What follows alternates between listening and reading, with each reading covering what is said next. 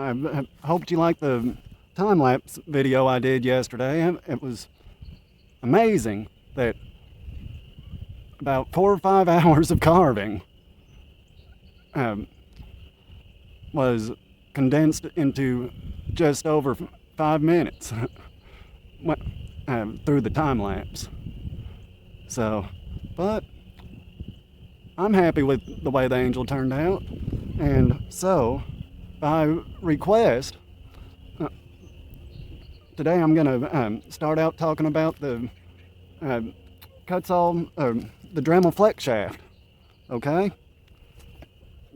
With this, you have the outer shaft, which is the plastic tube that you see, okay? And you have the inner shaft, okay? Now, I had a comment from a guy that said he didn't know that these had to be lubricated. Well, right out of the box, you don't have to. Not immediately. If you read on the in the about section of the instructions about that come with it, it'll say about every 30 hours of use. But I just